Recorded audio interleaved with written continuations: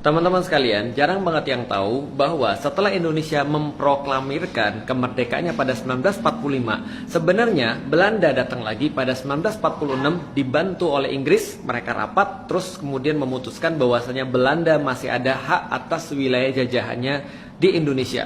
Dan akhirnya mereka dengan segenap perjanjian Linggarjati, Renville, kemudian lanjutannya pengen membatasi wilayah Republik Indonesia cuma sekedar Sumatera, Jawa, dan Bali. Sementara yang lainnya tetap daerah jajahan Belanda. Artinya mereka pengen banget untuk ngelanjutin penjajahannya pasca daripada Perang Dunia Kedua melalui sebuah yang dinamakan dengan zaman sekarang dikenal Board of Peace.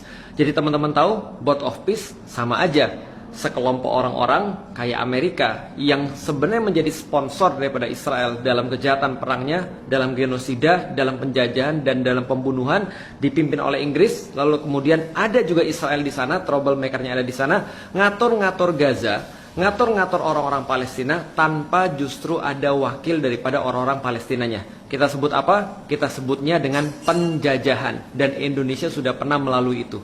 Bayangin kalau seandainya pada saat kita sudah merdeka, terus kemudian Belanda didukung oleh Inggris datang lagi ke Indonesia untuk mau ngatur-ngatur, emang kita mau? Tentu tidak. Dan kita sudah buktiin itu lewat sejarah. Tapi sekarang justru Indonesia ikut-ikutan masuk dalam Board of Peace untuk mengatur negara-negara besar seperti Amerika, Inggris, ada juga Israel di sana untuk melaksanakan kolonialisme gaya baru, penjajahan gaya baru lewat yang namanya Board of Peace.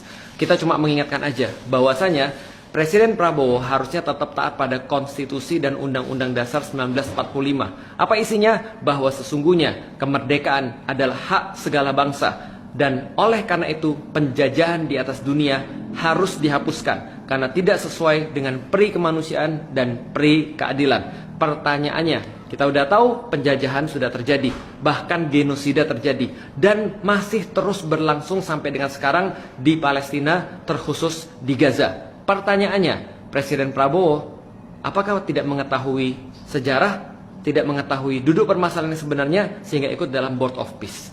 Merupakan kewajiban bagi setiap warga negara Indonesia, terkhusus juga orang-orang Muslim dan orang-orang yang masih punya akal yang selama ini melihat fakta-fakta ini untuk terus-menerus berbicara bahwa ini adalah suatu penjajahan gaya baru dan sekarang Indonesia termasuk di dalamnya.